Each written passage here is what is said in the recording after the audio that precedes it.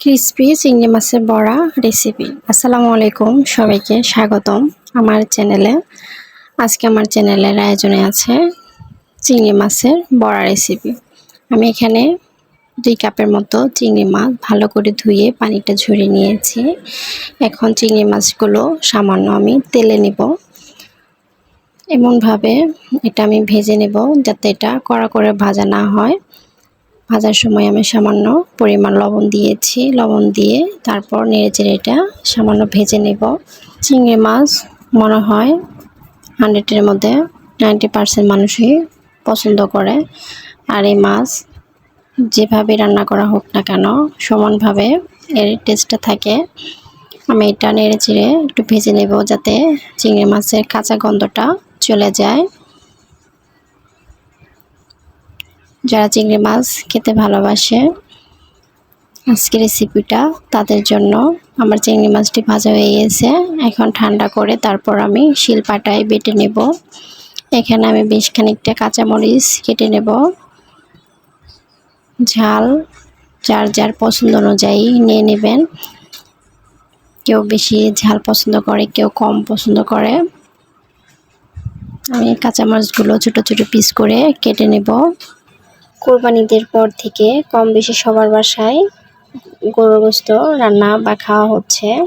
তাই আজকে আমার বাসায় দুপুরে আয়োজনে রেখেছি চিংড়ি মাছের বড়া রেসিপি। আশা করছি আমার রেসিপিটি ফলো করলে কম সময়ে এইরকম মজাদার ক্রিসপি চিংড়ি মাছের বড়া বাসায় তৈরি করে নিতে পারেন। আমি এখানে মসুর ডাল নিয়েছি 1.5 কাপের মতো। এটা ভিজিয়ে রেখেছিলাম আমি ওভারনাইট, ভিজিয়ে রেখে তারপর ধুয়ে নিয়েছি। এখন এটা আমি ব্লেন্ড করে নিব।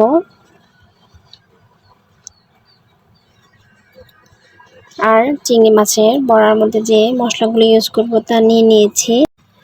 এখানে আদা রসুন বাটা নিয়েছি 1 চামচ, হাফ চামচ হলুদ গুঁড়ো, হাফ চামচ মরিচ গুঁড়ো ও 1 চামচ ধনিয়া গুঁড়ো নিয়েছি। এই মশলাগুলো আমি চিংড়ি মাছের বড়ার মধ্যে ইউজ করব। চিংড়ি মাছটা আমি শিলপাটায় বেটে নিয়েছি।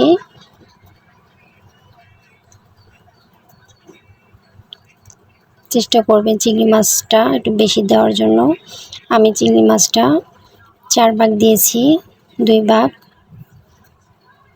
মসুর ডাল আর 1 কাপের মতো পেঁয়াজ কুচি দিয়েছি। অনেকেই চিংড়ি মাছের বড়াটা খেসারির ডালটা দিয়েও ইউজ করে, এটা আপনার পছন্দ অনুযায়ী ডাল নিয়ে নেবেন। আমি এখানে 1 কাপের মতো পেঁয়াজ কুচি দিয়েছি। সবগুলো মশলা একসাথে দিয়ে এটা আমি হাত দিয়ে মাখিয়ে নিব। মরিচটাও আপনার পছন্দ অনুযায়ী নিয়ে নেবেন, যে যেমন ঝাল পছন্দ করেন। মশলাগুলো দিয়ে দিয়েছি।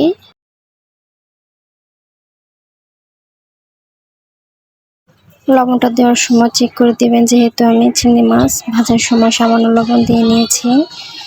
এগুলো আমি এখন মাখিয়ে নেব। আমি এটা অন্য বলে নিয়ে তারপর মাখাবো, যেহেতু আমার ঘরটা অনেক ছোট হয়ে গেছে।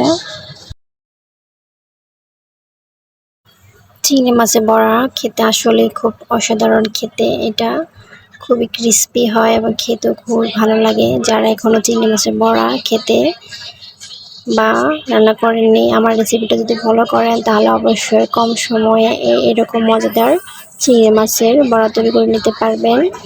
আমি এখন হাতের সাহায্যে এটা শেপ করে নিব। আপনার পছন্দ অনুযায়ী যে কোনো শেপ করে নিতে পারেন।